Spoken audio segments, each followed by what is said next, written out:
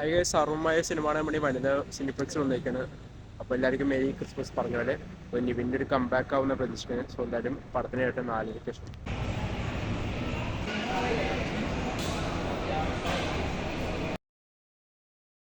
അപ്പോൾ എല്ലാവർക്കും merry Christmas. അപ്പോൾ നിങ്ങൾ ഈ വീഡിയോ കാണുമ്പോൾ ചിലപ്പോൾ നാളെ കാണും, പക്ഷേ ഈ വീക്കിൽ തന്നെ എല്ലാവരും ക്രിസ്മസ് ആഘോഷിക്കും. ഇപ്പോൾ ഈ 25th തന്നെ ആവണമെന്നില്ല, ചിലപ്പോൾ 26, 27, 28, 77 അങ്ങനെ പല ദിവസങ്ങളായിട്ട് ആൾക്കാർ ക്രിസ്മസ് ആഘോഷിക്കും. അപ്പോൾ അഡ്വാൻസ് ഹാപ്പി ന്യൂ ഇയർ നേരുന്നു. അപ്പോൾ ക്രിസ്മസ് ആയിട്ട് ഞാൻ കണ്ട സിനിമ സർവ്വമയാണ്, ഡയറക്റ്റഡ് ബൈ അഖിൽ സത്യൻ. പാച്ചും അത്ഭുതവിളക്കും ആണ് പുള്ളി ആദ്യമായി ഡയറക്ടർ സിനിമ. അനൂപ് സത്യൻ, അഖിൽ സത്യൻ രണ്ടും കൺഫ്യൂഷനാവും. കാരണം സത്യനന്ദിക്കാരുടെ മക്കളാണെങ്കിൽ ഇപ്പോൾ രണ്ടും ട്വിൻസാണ്, ഇരട്ടകളാണ്, ഇരട്ട സഹോദരന്മാരാണ്. പക്ഷെ രണ്ടും ഭയങ്കര ഒരു അച്ഛൻ്റെ ആ ഒരു ലെഗസി അതുപോലെ കീപ്പ് ചെയ്യുന്ന ഒരു മക്കളാണ് രണ്ടുപേരും. അപ്പോൾ സർവമയ ഡയറക്റ്റഡ് ബൈ അഖിൽ സത്യൻ കണ്ടു, തിരിച്ചു വന്നിരിക്കുന്നു. അഭിനയിച്ചിരിക്കുന്നത് നമ്മുടെ സ്വന്തം Nivin Pauly. After a long time ഒരു കോമഡി സിനിമ. ഇപ്പോൾ നിവിൻ പോളിനെ ഒരുപാട് പേര് ഭയങ്കര മോശം സ്ക്രിപ്റ്റ് സെലക്ഷൻ എന്നൊക്കെ പറയുമ്പോഴും പുള്ളി ചെയ്തിരിക്കുന്നത് വളരെ എക്സ്പെരിമെൻ്റലായിട്ടുള്ള വളരെ യുണീക്കായുള്ള സിനിമകൾ. പടവെട്ട്, തുറമുഖം, മഹാവീരർ എന്ന ബ്രിക്ഷൻ്റെ സിനിമ, അങ്ങനെ പല പല സിനിമകൾ. പക്ഷെ ആളുകൾക്ക് വർക്കായില്ല എന്നൊരു പ്രശ്നം കൂടി ആ സിനിമകൾക്ക് ഉണ്ടെന്നാണ് എനിക്ക് മനസ്സിലായത്. അല്ലാതെ പുള്ളി ഒരിക്കലും ഒരു കംബാക്ക് നടത്തേണ്ട നടനോ അല്ലെങ്കിൽ അങ്ങനത്തെ നടനായിട്ട് എനിക്ക് ഇത്ര നാളായിട്ട് തോന്നിയില്ല. പുള്ളിക്ക് ഒരു കംബാക്ക് എന്ന് ഇത് പറയുമ്പോൾ പുള്ളിക്ക് ഒരു ഹിറ്റ് എന്നൊരു ഹിറ്റ് സിനിമ കിട്ടിയിട്ട് കുറേ നാളെ അല്ലെങ്കിൽ ഹൗസ്ഫുൾ ആയിട്ട് നിവിൻ പോളി എന്ന് പറയുമ്പോൾ ഒരു ക്രൗഡ്ഫുള്ളാണെന്ന് നമുക്കറിയാം. ഇനിയിപ്പോൾ ഈ സിനിമയും പരാജയപ്പെട്ടെങ്കിൽ അടുത്ത സിനിമ നിവിൻ പോളിന് കാണാൻ ആൾക്കാരുണ്ടാവും എന്നുള്ളതാണ്. അപ്പോൾ അത് പുള്ളി ഉണ്ടാക്കി വെച്ച ആ ഒരു സ്റ്റാറ്റസാണ്. പ്രേമം, നേരം, അങ്ങനെ കണ്ടിന്യൂസ് ഹിറ്റ്സ് ഉണ്ടാക്കിയതാണ്. ഇനി നമുക്ക് സിനിമയിലോട്ട് വരാം. സിനിമ ഒരു ഹൊറർ കോമഡി ഫാൻറ്റസി ആ ഒരു ജോണറിൽപ്പെട്ട സിനിമയാണ്. വളരെ ലൈറ്റ് ഹാർട്ടഡ്, വളരെ എന്താണ് പറയുക, ഒരു നിവിൻ, പ്രൈം നിവിൻ എന്നൊക്കെ പറയുന്ന പോലത്തെ സംഭവം അല്ല ഇതിൽ.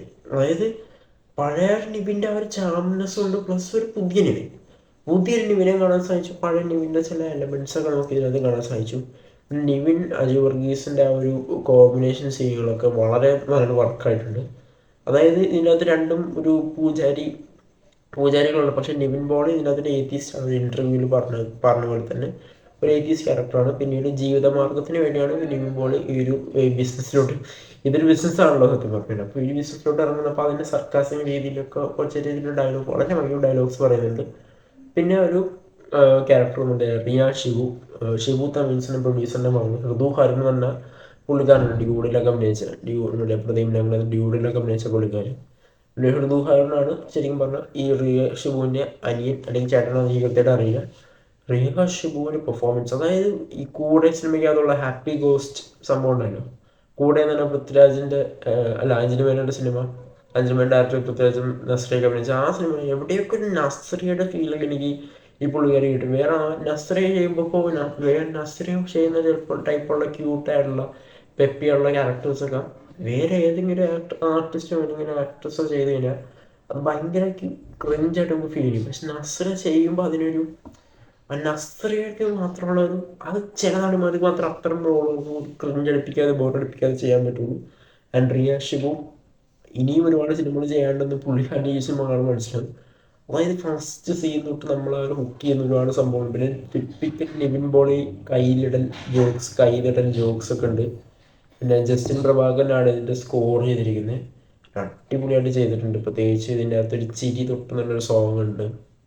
അതായത് പിന്നെ പ്രദീപ് മുകുന്ദൻ്റെ ക്യാരക്ടർ വരുന്നുണ്ട്.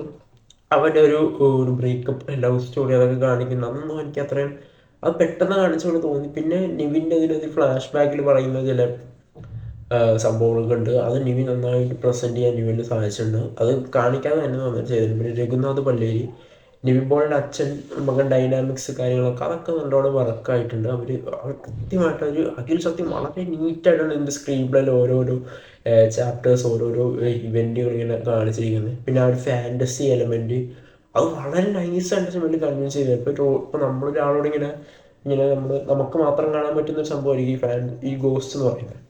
ആ പുറമേ നിന്ന് വേറൊരാൾ ഇങ്ങനെ കണ്ടുപിടിക്കുമ്പോൾ ഇവിടുന്ന് വട്ടായ നമുക്ക് തോന്നൂലേ. അതേ സമയം നമുക്ക് നിവിൻപോളിയുടെ ആക്ടിങ് നമുക്ക് കാണുമ്പോൾ വളരെ പഴയ ഒരു ചാംനെസ്. ഇപ്പോൾ ഈ അടുത്ത് ഞാൻ ഫാർമാസ് എന്ന സീരീസ് നിവിൻപോളി ഭയങ്കര ക്ഷീണിച്ചാണ് കണ്ടിട്ടുണ്ട്. അതിന് ഭയങ്കര ഒരു ഇൻട്രസ്റ്റ് ഇല്ലാത്ത, പക്ഷേ ഇതിൻ്റെ അകത്ത് നിവിന് ഭയങ്കര ഒരു ഇൻ്റർവ്യൂലൊക്കെ ഒന്ന് പറഞ്ഞ പോലെ തന്നെ വളരെ ഫ്രീ ആയിട്ടാണ് വളരെ കൂളായിട്ടാണ് ഈ ഒരു പ്രദേന്ത് എന്നാണ് ക്യാരക്ടർ ചെയ്തേക്കുന്നത്. പ്രദേന്ത് തന്നെ ആ ക്യാരക്ടർ ചെയ്തേക്കുന്നത്. പേര് തന്നെ ഭയങ്കര രസകരമായിട്ട്. ആ പേരിൽ ഉണ്ടാവുന്ന പ്രദേന്തു എന്നൊക്കെ പേര് പറയുമ്പോൾ ഉണ്ടാകുന്ന ഒരു സാധാരണ ആൾക്കാർ പറയില്ലേ, പെണ്ണാണോ എന്തെങ്കിലും മിസ്സസ് പ്രദേന്തു എന്നൊക്കെയാണ്.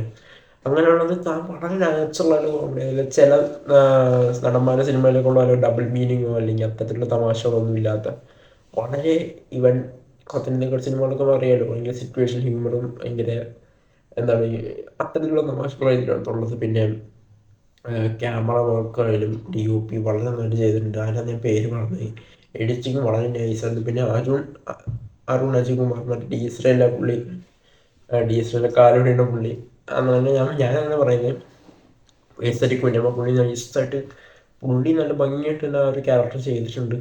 പിന്നെ റിയ ഷിവുവിൻ്റെ പെർഫോമൻസ്, പുള്ളിക്കാരത്തിയാണ് ഈ സിനിമയെ ഒരു പരിധി കഴിയുമ്പോൾ എന്താണ് ഹോൾഡ് ചെയ്യണമെന്ന് നമുക്ക് തോന്നിപ്പോകും. അതുപോലത്തെ പെർഫോമൻസാണ് പുള്ളിക്കാരി ചെയ്തത്. പിന്നെ നമ്മുടെ വിനീത് ഈ അടുത്ത് എക്കോലൊക്കെ നമ്മൾ കണ്ടതാണ്. വിനീതിൻ്റെ ചെറിയ വേഷമാണ്. വിനീത് അത്യാവശ്യം നന്നായിട്ട് തന്നെ കൺവിൻസിങ് ചെയ്തിട്ടുണ്ട്. പിന്നെ നമുക്ക് ഉണ്ടാകുന്ന ആ ഒരു ഫീലിംഗ് ഉണ്ടല്ലോ, ആ ഒരു ഇവർ രണ്ടുപേരും തമ്മിലുള്ള കെമിസ്ട്രി, അല്ലെങ്കിൽ പുതിയൊരു പെയറിങ് പറയാം. ഇപ്പം നിവിൻ പോളി നസ്രിയ എന്നൊക്കെ പറയുന്നത് പുതിയൊരു ആ ഒരു വളരെ നല്ല കെമിസ്ട്രിയാണ് നിവിനും ഈ പറഞ്ഞ റിയ ഷിബുവും തമ്മിലുള്ള ആ ഒരു സീൻസ് വളരെ നന്നായിട്ട് വർക്കായിട്ടുണ്ട്. അത് ഒട്ടും അടുപ്പിക്കുകയില്ല, ക്രിഞ്ചടിപ്പിക്കുകയില്ല, അങ്ങനെയൊന്നുമില്ല. നമുക്ക് ആ ഒരു അത് കാണുമ്പോൾ അവരുടെ പെർഫോമൻസ് കാണുമ്പോൾ അതൊക്കെ നല്ല ഡയറക്ടറിൻ്റെ കൂടെ കഴിവും കൂടി തന്നെയാണ്. അല്ലെങ്കിൽ സത്യൻ്റെ ഒരു ഇൻപുട്ട് അവിടെ നമുക്കത് ഈ സിനിമയിലെ ചില സീൻസൊക്കെ കാണുമ്പോൾ മനസ്സിലാവുന്നതായിരിക്കും.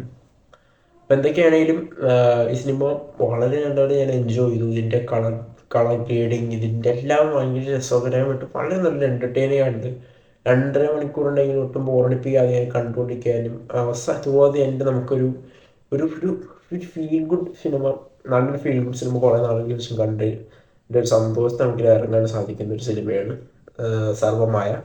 അപ്പോൾ അതാണ് ക്രിസ്മസിന് നിവിൻ പോളി തൂക്കിയെന്നാണ് എനിക്ക് പറയാനുള്ളത്. ഞാൻ ഭയങ്കര ഹാപ്പി. പിന്നെ പലരും ചോദിക്കുന്നുണ്ട്, നിനക്ക് എല്ലാ സിനിമയും ഇഷ്ടപ്പെടുന്നതെന്ന് നീ വെറുതെ പറയാൻ വേണ്ടി പറയുന്നതാണ്. അതങ്ങനെയല്ല, ഞാൻ ഭയങ്കര ചൂസ് ചെയ്യായിട്ടാണ് എല്ലാ സിനിമയ്ക്കും പോവാറ്. കുറച്ച് പേര് ഞാൻ പേഴ്സണലി അറിയാവുന്ന കുറച്ച് പേരെ കാണുമ്പോൾ നീ എന്താ എല്ലാ സിനിമയ്ക്കും ഭയങ്കര പോസിറ്റീവാണെന്ന് ചോദിച്ചിരുന്നു. എല്ലാ സിനിമ എനിക്ക് അത്ര ഇഷ്ടപ്പെടുന്നതുകൊണ്ടാണ് എനിക്കങ്ങനെ കാണുന്ന സിനിമകളെല്ലാം എനിക്ക് അത്ര ഇഷ്ടപ്പെടുന്നുണ്ട്. അത് ഏതെങ്കിലും രീതിയിൽ എനിക്ക് ഇപ്പോൾ ചില സിനിമകൾ ഇഷ്ടപ്പെടാത്ത കാര്യങ്ങൾ ഞാൻ പറയുന്നുണ്ട്. പിന്നെ ഇതിൽ ഇഷ്ടപ്പെടാത്ത ചില കാര്യങ്ങൾ എനിക്ക് തോന്നിയെന്ന് വെച്ച് കഴിഞ്ഞാൽ പറയുന്നത് പ്രീതി മൂവ്മെൻറ്റിൻ്റെ ചില കാര്യങ്ങൾ ഫ്ലാഷ് ബാക്ക് കാണിക്കുമ്പോൾ ഒക്കെ ഒന്ന് അത്രയും അതൊക്കെ കുറേയും കൂടി അതിനൊക്കെ ഒരു പെട്ടെന്ന് ലേസി ആയിട്ട് ഇങ്ങനെ എഴുതി വിട്ട പോലെ എനിക്ക് തോന്നി. പെട്ടെന്ന് സിനിമ ഒന്ന് അവസാനിപ്പിക്കാവുന്ന രീതിയിൽ ചെയ്ത പോലെ തോന്നി. എനിക്കങ്ങനെ ചെറുതായിട്ട് തോന്നിയായിരുന്നു. അപ്പോൾ ഓർഡർ നോക്കുമ്പോൾ പിന്നെ അജു വർഗീസിൻ്റെ ഭാഗങ്ങൾ കുറച്ചും കൂടി ഇദ്ദേഹം എങ്ങനെ എത്തി, പ്രൊഫഷണൽ ഇദ്ദേഹം എങ്ങനെ എത്തി എന്നുള്ള രീതിയിൽ കുറച്ചും കൂടി ഒരു കൊടുക്കാമെന്ന് ചില ഏരിയാസ് തോന്നി. ഓർഡർ നോക്കുമ്പോൾ നല്ലൊരു ഫീൽ ഗുഡ് സിനിമയായിട്ടാണ് എനിക്ക് തോന്നിയത്. ഈ ഫാമിലിക്ക് ആയിട്ട് പോയിരുന്ന് കാണാൻ പറ്റിയ നല്ലൊരു സിനിമയായിട്ടാണ് തോന്നിയത് സർവമായ. അപ്പോൾ സിനിമ കണ്ടിട്ടുള്ള ആരെങ്കിലും നിങ്ങളെ എപ്പോഴും താഴെ കമൻറ്റ്. Okay bye.